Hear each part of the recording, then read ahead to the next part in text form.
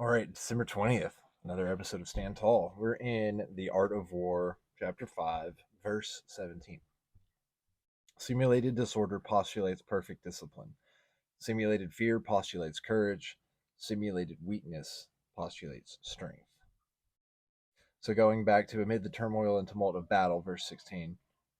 There may be seeming disorder, yet no real disorder at all. Amid confusion and chaos, your array will be without head or tail, yet it will be proof against defeat. So, like, it's going to go and conquer defeat.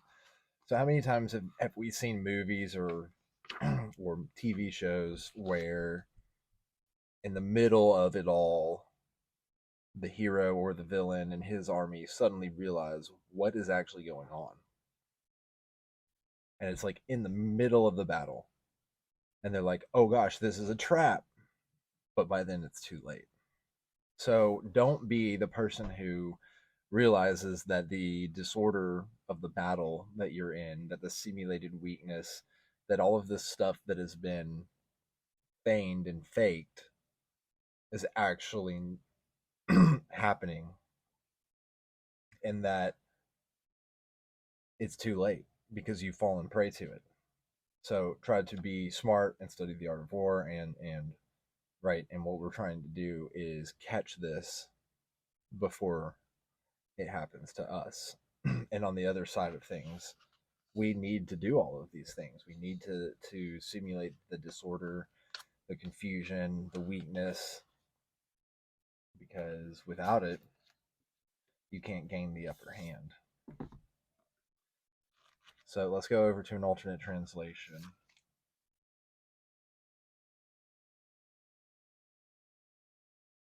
Master Sun says, order and disorder are a matter of organization, courage and cowardice are a matter of momentum, strength and weakness are a matter of formation. Wang Chi says that order and disorder are changes in organization. Organization means methodical regulation. Courage and cowardice are changes in momentum or force. Strength and weakness are changes in formation. Li Quan says that when an army has the force of momentum, even the timid become brave. When it loses the force of momentum, even the brave become timid. Nothing is fixed in the laws of warfare. They develop based on momenta. Jin Hao says, the brave act quickly while the timid drag their feet. When opponents see you are not moving ahead, they will assume you are timid and will take to you lightly. You then take advantage of their laxity to use the force of momentum to attack them. Mm-hmm. So just like he's saying, like, use their momentum against them. Just like we're saying, feign the weakness, feign the timidity, feign the disorder in order to draw the enemy in. And when they're least expecting it, that's when you make your move. The Daily Stoic by Ryan Holiday and Stephen Hanselman. December 20th. Fear the fear of death. Do you then ponder how the supreme of human evils, the surest mark of the base and cowardly, is not death, but the fear of death?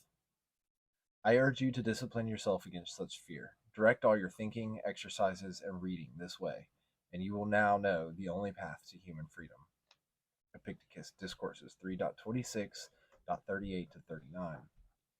I urge you to discipline yourself against such fear of death.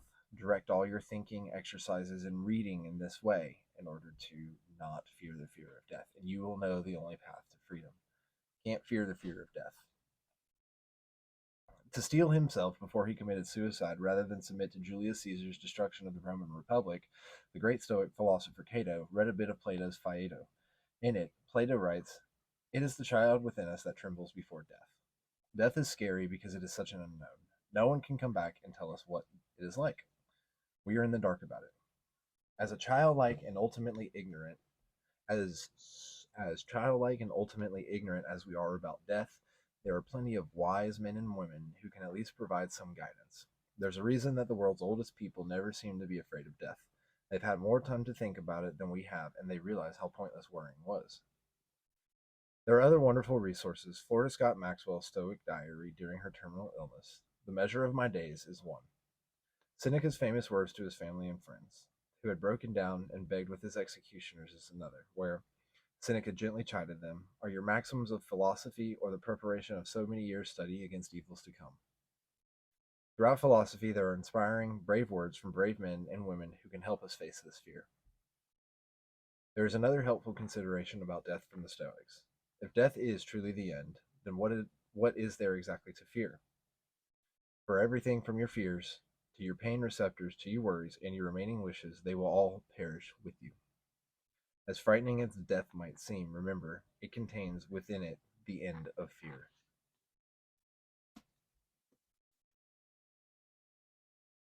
So just like Sun Tzu has nested feigning disorder within order, feigning weakness within strength, and feigning courage, feigning haughtiness within courage, or whatever it was. The same thing is being elicited from the Daily Stoic in the sense of the fear of fear is what you need to worry about. It's not the order, it's the disorder. It's not the fear, it's the fear of fear. And so, since it's nested just like that, we need to understand both sides.